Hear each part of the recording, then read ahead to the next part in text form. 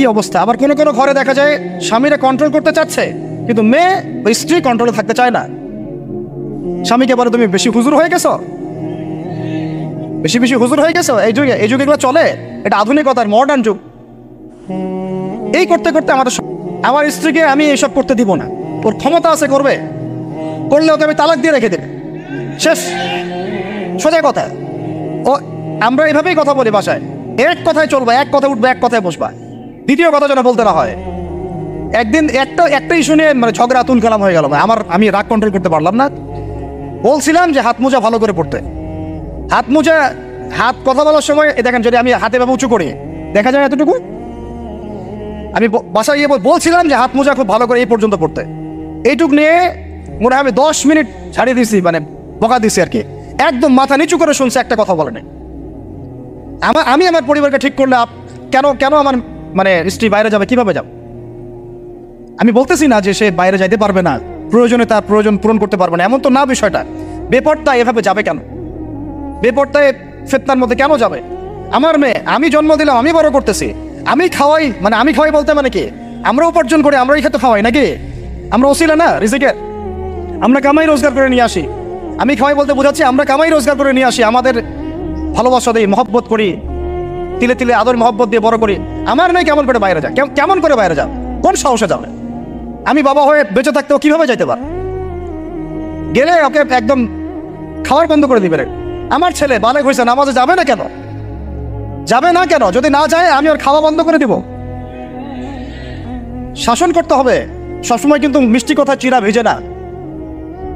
আল্লাহ পাক কোরআনের মধ্যে হেদায়েত দিতে উৎসাহিত করেছেন, এখানেই আবার আইনগুলো নাজিল করেছেন। মানে সবসময় মানুষকে দাওয়াত দিয়ে বুঝিয়ে সুঝিয়ে কাজ হয় না, মাঝে মাঝে পিটানো লাগে না? শাসন লাগে না? লাগে। আমরা যদি আমাদের পরিবারের মেয়েদেরকে নিয়ন্ত্রণ করতে পারি, ছেলেদেরকে নিয়ন্ত্রণ করতে পারি, দেখবেন আস্তে আস্তে ইনশাআল্লাহ এটা কমে গেছে। আর যদি এভাবেই গা ছাড়া দিয়ে দেন, আমি বলেছি বেশি দিন লাগবে না, আর 10টা বছর পরে নাউজুবিল্লাহ আমরা আশ্রয় চাই আল্লাহর কাছে, এমনটা যেন না হয়। দেখবেন যে এটা এমন হারে বেড়ে গেছে যে ঘরে ঘরে সমকামিতা ঢুকে যাইতে পারে।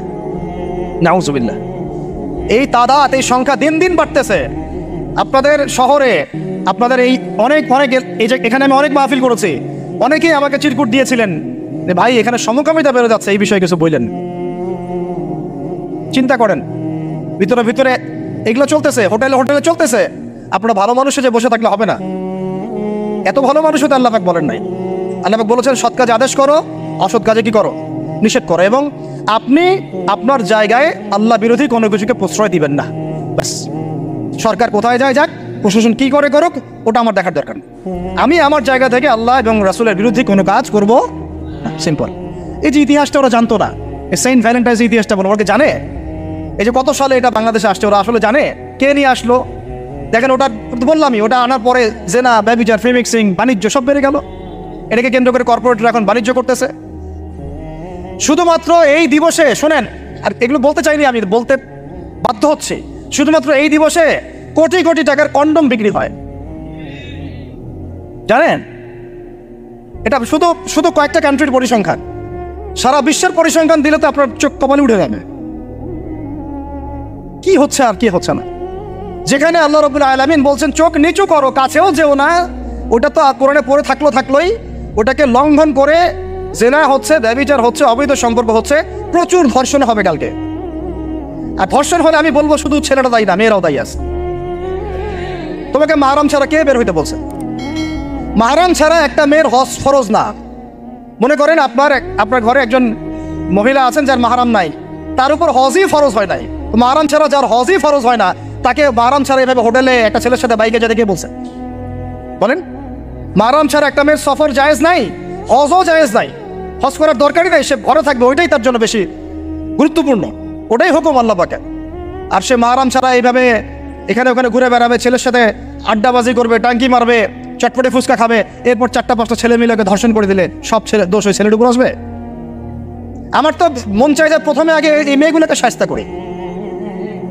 হ্যাঁ, ছেলেগুলোকে তো করবোই, আগে মেয়েগুলোকে করে। শুধুমাত্র ওয়াজ নসিহত করে কাজ হবে না, সবাইকে কঠোর হতে হবে। আপনি আমাকে বলেন তো দেখি, আপনার মেয়ে কোন একটা ছেলের সাথে অবৈধ সম্পর্ক করেছে, আপনি কি এটা মেনে নেবেন?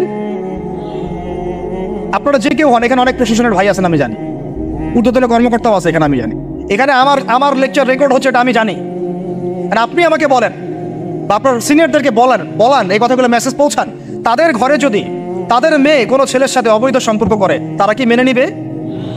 তাদের মেয়েকে যদি কেউ ধর্ষণ করে, তারা কি মেনে নিবে? আপনার ছেলেটা যদি সমকামী হয়, আপনি কি মেনে নেবেন? আপনার বাসায় যদি কালকে একটা ছেলে এসে বলে যে, আপনার মেয়ে এসে বলে যে, বাবা আমি ওকে ভালোবাসি, ওর সাথে বিয়ে করার আগে আমি যৌন সম্পর্ক করে ফেলছি, আপনি কি মেনে নেবেন? আপনি যদি জানতে পারেন কালকে আপনার মেয়ে গর্ভবতী হয়ে গেছে, আপনি কি মেনে নেবেন? আপনি যদি জানেন কালকে আপনার ছেলে আপনাকে এসে বলছে, বাবা আমি একটা ছেলেকে নিয়ে আসছি, ও ছেলেটা আসলে বাইরের ছেলে, ভিতরে মেয়ে, তাই আমরা বিয়ে করে ফেলছি, আপনি কি মেনে নেবেন? তো এটা নবী সাল্লাল্লাহু আলাইহি ওয়াসাল্লামের ফিলোসফি ছিল। একজন সাহাবী এসে বলেছিলেন, ইয়া রাসূলুল্লাহ আমি ইসলামের সব মানতে প্রস্তুত আছি, খালি আমাকে জিনা করার অনুমতি দেন। নাউযুবিল্লাহ। সাহাবীরা রাগ হয়ে গেছেন, এই কার সাথে কি কথা বলো, বেয়াদবি করতে। নবী সাল্লাল্লাহু আলাইহি ওয়াসাল্লাম বলেন, দাঁড়াও দেখো, তাকে ছাড়ো, আমি বুঝাচ্ছি। নবীজি তখন বললেন, দেখো তুমি যে প্রস্তাবটা আমাকে দিলা, ইসলামের সব তোমার ভালো লাগে, কিন্তু জিনা করতে চাচ্ছ, তো এখন বলো তো দেখি, তোমার মায়ের সাথে কেউ যদি এমন করে, তুমি কি রাজি হবা? সে বলছে না। তোমার খালার সাথে করলে না, তোমার বোনের সাথে না, তোমার স্ত্রীর সাথে না। তাহলে যেটা তুমি অন্যের ক্ষেত্রে চাচ্ছ না, পছন্দ করো না, সেটা কেন তুমি তোমার ক্ষেত্রে চাচ্ছ? এভাবে চিন্তা করলে আমাদের আর কথা বলার দরকার আছে? আল্লাহ পাক আমাদের সবাইকে কথাগুলো বোঝার তৌফিক দান করেন। সবচেয়ে বেশি ভালোবাসেন, মহব্বত করেন আমাদেরকে আমাদের রব। কে ভালোবাসে আমাদেরকে? আল্লাহ ছাড়া আসলে ভালোটা বাসেই বাকে। আমরা যে পবিত্র সম্পর্কের কথাও বললাম, এই যে স্বামী স্ত্রীর সম্পর্ক, স্বামী স্ত্রীর মধ্যে মহব্বত, পবিত্র সম্পর্ক, এটা হালাল, বৈধ। আল্লাহ পাক বৈধতা দিয়েছেন, কারণ আমাদের প্রবৃত্তির চাহিদা আছে। এই চাহিদা পূরণের জন্য আল্লাহ পাক আমাদেরকে হালালভাবে বিয়ে করতে বলেছেন। সমাজ বিয়েটাকে কঠিন করে ফেললো, আর জেনাটাকে সহজ করে ফেললো। বিয়ে কঠিন হয়ে গেল, এরা এখন বিয়ে করতে পারবে না চাইলে। 21 বছর না, 20 বছর বয়স হলে সে বিয়ে করতে পারবে না। 20 বছর একটা ছেলে আগামীকাল এই তথাকথিত ভালোবাসা দিবস পালন করতে পারবে, জেনা করতে পারে। কেউ বলার কিছু নাই, কেউ বলার নাই, কেউ দেখার নাই, চলছে মানে এভাবেই চলছে। সমুদ্রের পানিতে ভেসে গেছি আমরা। একটা মেয়ের বয়স 17 বছর, সে কালকে জেনা করবে। অগণিত মেয়ে কালকে 17 বছরের মেয়ে জেনা করতে পারে, আল্লাহ হেফাজত করুন। কিন্তু এ এখন বিয়ে করতে পারবে না, বিয়ে করতে গেলে সমস্যা। তাহলে চিন্তা করেন, পয়সার এক পিঠ যদি আপনি দেখান, অপর পিঠ দেখতে হবে। এক পিঠে যদি এই সমস্যা হয়, অপর পিঠে কি পড়তে সেটা দেখতে হবে, আমাকে বুঝতে হবে। বিয়ে কঠিন হয়ে গেল, জেনা সহজ হয়ে গেল। আবার বাসায় ধরেন একটা পুরুষের সামর্থ্য আছে, চাহিদাও বেশি, সামর্থ্য আছে অনেক, চাহিদাও বেশি। সমাজে বিধবা মেয়ে পড়ে আছে, তালাকপ্রাপ্ত মেয়ে পড়ে আছে, এতিম মেয়ে পড়ে আছে, বিয়ে করার মানুষ নাই। এখন সমাজে যদি কোনো সৎ পুরুষ একাধিক বিয়ে করে, তাকে সমাজে বাঁকা চোখে দেখা হবে। কিন্তু এই পুরুষে যদি বিয়ে না করে বাইরে আরো 10টা মেয়ের সাথে ওকাম কুকাম করে, তাকে কিচ্ছু বলা হবে না। বলেছি আমি, কোরআন একদিকে, সুন্নত একদিকে, ইসলাম একদিকে, সমাজ, এই সমাজের তাকদীর খারাপ। এভাবেই নবী সাল্লাল্লাহু আলাইহি ওয়াসাল্লাম পেরেশান ছিলেন কিভাবে সমাজের মানুষকে ফেরানো যায়। আজকে আমরাও পেরেশান। আল্লাহ পাক সবার আগে আমাকে ইসলাহ দান করেন, আমার পরিবারকে দান করেন, আমাদের প্রত্যেক দিনই ভাই বোনকে দান করেন এবং ইস্তেকামাত দান করেন। আল্লাহুম্মা সাব্বিতনা ওয়াজআলনা হাদিয়ান ওয়া মাহদিয়া, আমিন ইয়া রাব্বাল আলামিন। তো এখন কথা হচ্ছে, এগুলো চলছে আমাদের চোখের সামনেই। কিন্তু দেখেন প্রিয় ভাইয়েরা, আল্লাহ পাক শাস্তি বলেছেন 100 কেউ যদি আবার বিবাহিত হয়ে এই কাজ করে, জেনা করে, তাহলে তার শাস্তি কি বলেছেন? বলা হয়েছে কোমর পর্যন্ত মাটিতে পুঁতে ফেলে তাকে পাথর নিক্ষেপ করে হত্যা করতে হবে। এটা কোরআন এবং হাদিসের শাস্তি। আর আমরা কি করছি দেখেন। আমি 2টা হাদিস বলি আপনাদেরকে, শোনেন, ইয়াংটা শোনেন। এই 2টা হাদিস আজকে ভুলবেন না। আলোচনা অনেক লম্বা হচ্ছে, তো অনেক কিছু ভুলে যেতে পারে। এই 2টা হাদিস ভুলেন না। একটা হচ্ছে 3 জন ব্যক্তি একবার একটা গুহায় আটকা পড়ছে। 3 জন বন্ধু বা ভাই, তার একটা গুহার মধ্যে আটকা পড়ে গেছে। ঝড় হচ্ছে, গুহার মুখটা বন্ধ হয়ে গেছে পাথর দিয়ে, বের হওয়ার কোনো জায়গা নাই। এখানে নিশ্চিত মৃত্যু, কোনো সুযোগই নাই বাঁচার। তারা অনেক চেষ্টা করে বের হতে পারলো না। শেষমেশ তারা বলছে যে আমাদের যদি কোনো নেক আমল থাকে, সে নেক আমলের ওসিলা করে আল্লাহর কাছে দোয়া করি, আল্লাহ চাইলে আজকে আমাদেরকে বাঁচাতে পারেন। একজন বলছে, আল্লাহ আমার মা ছিল, পিতামাতা ছিল, তো মাকে আমি দুধ পান না করি আমার সন্তানদেরকে কখনো খাওয়াতাম না। একদিন গিয়ে দেখি যে মা ঘুমিয়ে গেছে, আমার বাচ্চারা কান্নাকাটি করছে, তবু আমি আমার বাচ্চাকে কান্না অবস্থায় রেখেছি, মাকে খাওয়াইনি, ওদেরকেও খাওয়াইনি। আগে মাকে খাওয়াইছে, তারপর ওকে খাওয়াইছে। আজকে ঘরে ঘরে মাদের সাথে কি আচরণ দেখেন, কি একটা অবস্থা দেখেন সমাজে, কি প্রজন্ম তৈরি করেছেন। মারা এখন বৃদ্ধাশ্রমে চলে যাচ্ছে, শিক্ষিত মা, তাই না? মায়ের পায়ের নিচে আপনার জান্নাত। আর এটাও একটা ব্যাপার, যে মায়েরা আবার হাজরা আলাইহিস সালামের মতো হবেন না, যে মায়েরা সারা আলাইহিস সালামের মতো হবেন না, আয়েশা খাদিজা রাদিয়াল্লাহু আনহুমা তাদের মতো হবেন না, তো আপনাদের গর্ভ থেকে তো এর চেয়ে ভালো সন্তান আশা করা যায় না। সমস্যা সব দিকে আছে না? তো ও এই দোয়া করার সাথে সাথে একটু সরে গেল, আল্লাহর পক্ষ থেকে এই পাথরটা একটু সরে গেল, কিন্তু বের হওয়ার জন্য এনাফ না। এরপরে আরেকজন দোয়া করছে যে আল্লাহ, আমার একজন কর্মচারী ছিল, টাকা পাইতো আমার কাছে কিছু, তো সে একদিন বেতন না নিয়ে চলে গেছে, টাকাটা দিয়ে আমি কিছু পশু কিনেছি, মানে গবাদি পশু। এই গবাদি পশু 2টা থেকে 4টা, 4টা থেকে 8টা হতে হতে অনেকগুলো হয়েছে। অনেক দিন পর সে আসছে, এসে বলছে আমার টাকা দাও।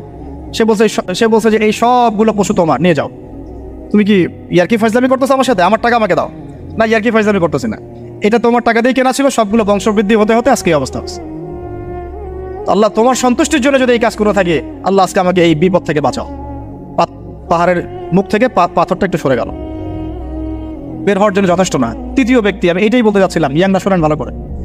তৃতীয় ব্যক্তি সেজদায় পড়ে আল্লাহকে বলছে, হাত তুলে আল্লাহকে বলছে, আল্লাহ, আমার একজন খুব সুন্দরী চাচাতো বোন ছিল, কাজিন, আমি তাকে পাইতে চাইতাম। বুঝেন না, পাইতে চাইতাম মানে কি?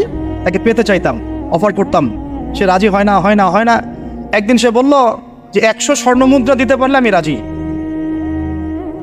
100 স্বর্ণমুদ্রা দিতে পারলে আমি রাজি। এখন তো এদেরকে স্বর্ণমুদ্রাও দেওয়া লাগে না, এমনিই রাজি নাকি? জেনা করার জন্য কি এমনিই রাজি? খালি একটু, আসলে সত্যি কথা বলতে কি, একটা মেয়ে যদি চায় যে আমি আমার ইজ্জত ধরে রাখবো, কোনো ছেলের ক্ষমতা নাই সেই ইজ্জত নষ্ট করে। এটাই সত্য কথা। আমার স্ত্রী এই কথাটা খুব জোরালোভাবে আমাকে বলে, আমি যখন রাস্তায় হাঁটবো, আমি যদি চাই, তাহলে কোনো ছেলে আমার কাছে ঘেঁষতে পারবে না, আমি সুযোগ দিলে তখন ঘেঁষতে পারবে।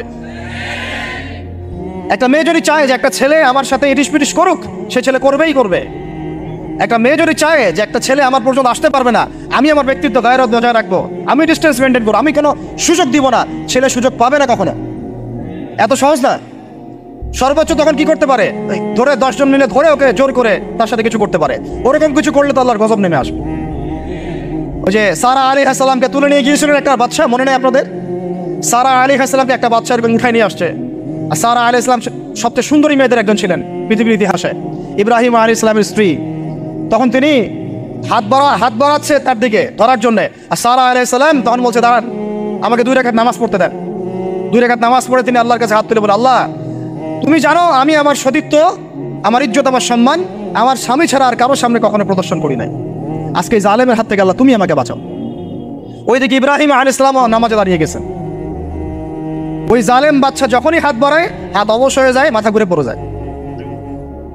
3বার 4বার চেষ্টা করেছে, তারপর পারে নাই। শেষে বলেছে, তোমরা আমার কাছে কাকে নিয়ে আসছো, নিয়ে যাও এটা আমার সামনে থেকে। পরে উল্টা হাজারা আলাইহিস সালামকে হাদিয়া সহ দিয়ে পাঠিয়ে দিয়েছে। একটা মেয়ে চাইলে তার ইজ্জত সম্মান এভাবে রক্ষা করতে পারে। তোমরা জেনায় ছেলেরা লিপ্ত করেছে, কারণ তোমরা চেয়েছো বলেই করতে পারছো। তুমি ফেতনা না ছড়াতা, তুমি বেহায়ের মতো বাইরে বের না হতা, তুমি তোমার চুল খোলা না রাখতা, তুমি তোমার পোশাক ঠিক রাখতা, তোমার কথা ঠিক রাখতা, তোমার কথার মধ্যে শক্তি রাখতা, মিষ্টি মিষ্টি প্রলোভন দিতা না, বাইকের পিছনে বসতা না, চটপটি ফুচকা খাইতা না, এখানে ওখানে আড্ডা মারতা না, কোনো ছেলে তোমার কাছে আসতে পারতো না। তোমরা এই কাজ করেছো, ছেলে আসতে পেরেছে। আপনারা তো কিছু হইলে ছেলেদেরকেই দোষ দেন। ছেলেরা তো এমনি আকর্ষিত হবেই। আমি একজন ছেলে হিসেবে বলতেছি এটা না তো বিষয়টা। একটা ছেলের ফিতরত এটা, যে তার কাছে সবচেয়ে সুন্দর মনে হবে একটা মেয়েকে। এটা একটা ছেলের ফিতরত, স্বভাব ধর্ম, এটা চুম্বকের মতো আকর্ষণ করবে। আর এর উপর যখন আপনি এটাকে ফ্রি অ্যাক্সেস করে দিবেন, লাইসেন্স করে দিবেন, বেপর্দায় বের হবে, গায়ের জামা কাপড়ের ঠিক নাই, হ্যাঁ, তারপর কথাবার্তা মিষ্টি মিষ্টি প্রলোভিত টানতেছে, সিডিউস করতেছে, তখন তো একটা ছেলে মিসগাইডেড হইতেই পারে, স্বাভাবিক। ছেলেরও দোষ আছে, কিন্তু অবশ্যই এখানে মেয়েরও দোষ আছে। আমরা তো অনেক সময় ঢাকা শহরে দেখি রাত 10টা 12টা বাজতেছে, আমরা মাহফিল করে যাচ্ছি, কোনোদিন বাসায় ফিরতে 1টা 2টা 3টাও বাজে। রাত 3টার সময় ছেলে মেয়ে বাইকে করে ফিরতেছে ঢাকা শহর। ওই মেয়েটার কি বাসায় বাবা নাই, ভাই নাই, কোনো স্বামী বা কেউ নাই, মারম কেউ নাই? আমরা সুযোগ দিচ্ছি বলেই তো আমাদের ঘর পর্যন্ত ঢুকতে পারছে। সবার আগে মেয়েদেরকে শক্ত হইতে হবে। আর মেয়ের বাবা যারা, আমি তো নিজেও মেয়ের বাবা, আমরা বাচ্চাদের সাথে সময় কাটাই আর ভাবি যা কী যে হবে ভবিষ্যতে আল্লাহ ভালো জানেন, কিভাবে মেয়েকে মানুষ করব, কিভাবে সতীত্ব রক্ষা করবে আমাদের মেয়েরা। যা চলতেছে অনেক মাদ্রাসার মেয়ে পর্যন্ত নষ্ট হয়ে গেছে। আপনারা জানেন না তো, আমরা জানি কোথায় মাদ্রাসায় পড়ুয়া বহু মেয়ে নষ্ট হয়ে গেছে। যতদিন পর্যন্ত এদের হাতে মোবাইল ফোন ছিল না, ইজ্জত ঠিক ছিল। মোবাইল ফোনটা যখনই ঢুকেছে ইজ্জত নষ্ট হয়ে গেছে বহু মেয়ের। আমি এরকম জানি, বলতে চাচ্ছি না। যাই হোক, ওই জায়গায় আসেন, ওই ছেলেটা তখন 100 স্বর্ণমুদ্রা অর্জন করেছে, কষ্ট করে আর্ন করেছে।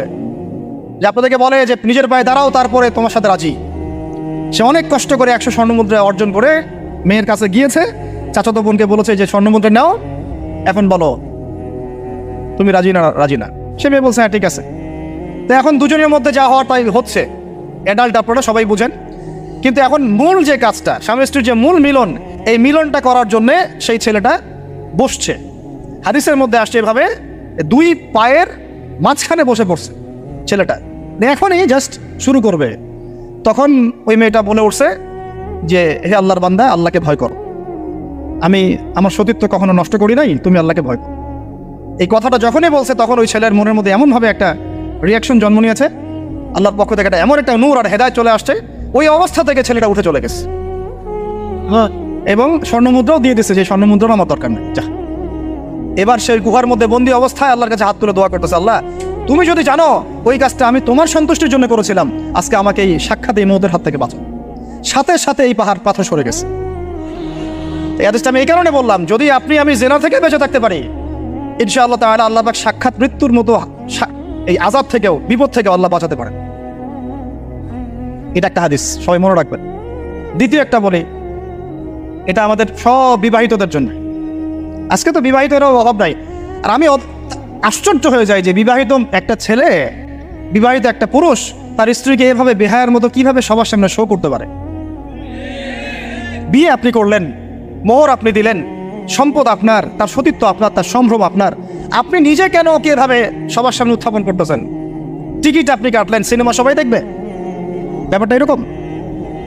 আমাদের পরকীয়া ছড়ায় পড়ছে। এখন এই পরকীয়া বলতে গিয়ে হাদিসটা কথা মাথায় আসছে।